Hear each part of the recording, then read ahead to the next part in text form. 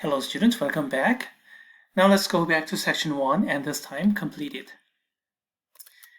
We talked about this kind of example, consolidating several logarithms into a single logarithm. Here I ended up doing all the natural logarithms because they are usually far more important, but they don't really have to be natural logarithm. Let me just change this problem into log base of something else.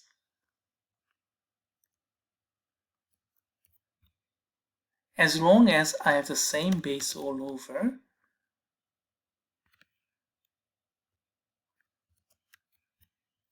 as long as I have the same bases all over, it's going to work.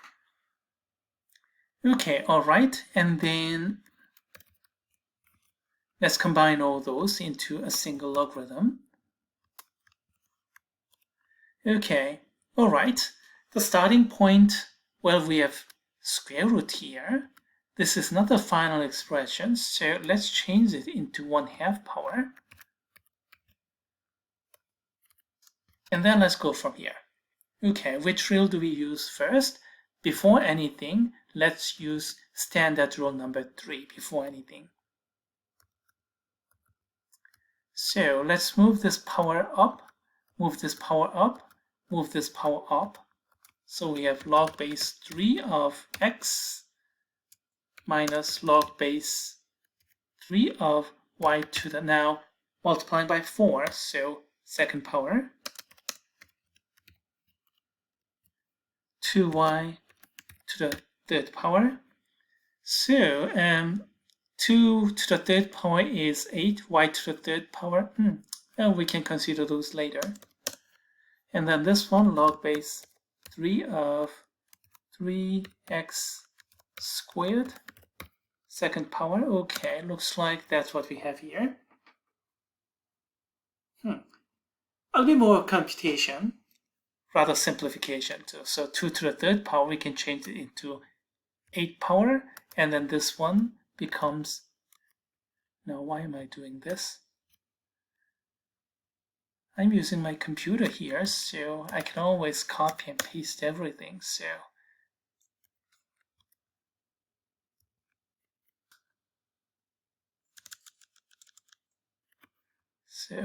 this one's this one's and this one, let's simplify it. 8 and then y to the third power. So I don't have to have this third power side. And the second power, 9, and this is fourth power, so I don't need this power outside anymore. For a trivial simplification. And then let's use standard log rule number 1 and number 2 simultaneously. Addition becomes multiplication, so there goes the numerator. Subtraction becomes division, so they go down to denominator.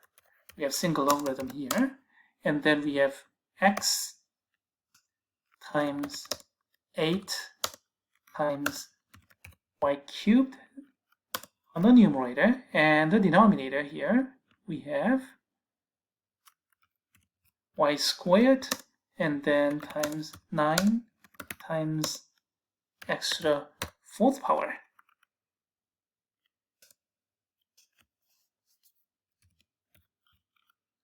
Looks like a little more simplification is in order. So we have number part 8/9. That much is certain. Now look at x's and y's. We have y cubed in the numerator, y squared in the denominator, so we just have y in the numerator. And we have x to the first power in the numerator and fourth power in the denominator, so x to the third power, and I guess that'll complete the problem.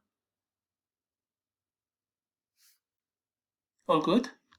Is everybody satisfied? Let's open up the problem, and everything is back in natural logarithm here. So we have the same thing, yes. And I changed the problem into log base 3 because we have natural logarithms here only. Well, let's go back to the previous setting.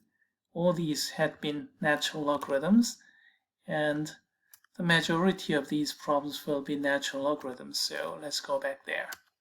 So we went through another example of consolidation, And this kind of examples are going to be important for right here in college algebra because we are going to be using this consolidation in exponential and logarithmic equation, especially in logarithmic equation.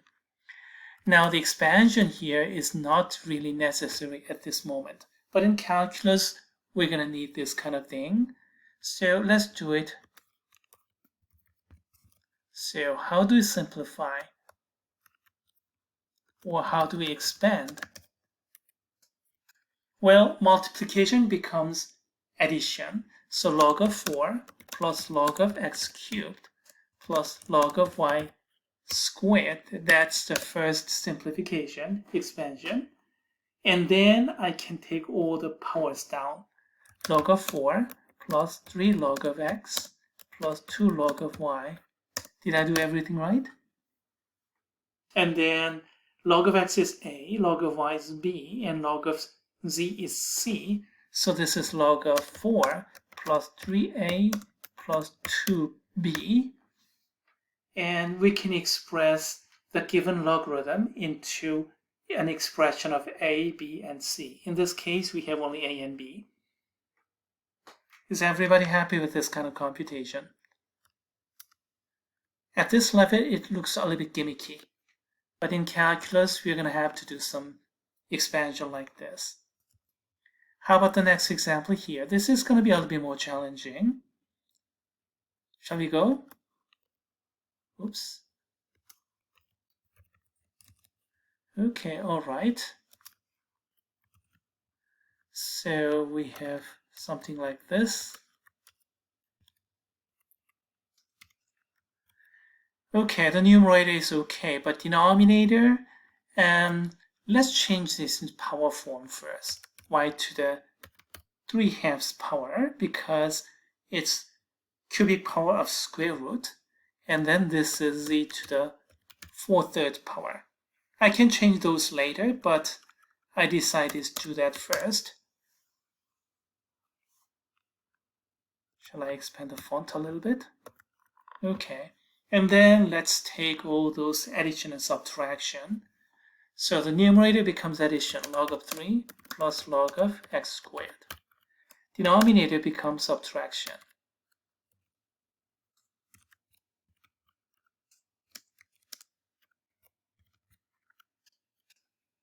And then let's get all those powers down. Log of 3 plus 2 log of x minus 3/2 log of y minus 4/3 log of z.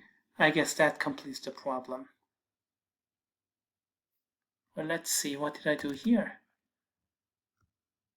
Yes, that's precisely what I did in the second line. Oh, yes. Log of a, log of x, log of y, log of z are a, b, and c. So replace all these into a, b, and c respectively. Then I'm going to get the third line here. Okay, that's how you do expansion. You're not alone if you feel this kind of problem is a little bit gimmicky. And indeed, in college algebra, this kind of problems are far more important. Please remember these techniques because we are going to be using it in section 2 of this notebook when we solve exponential and logarithmic, especially logarithmic equations.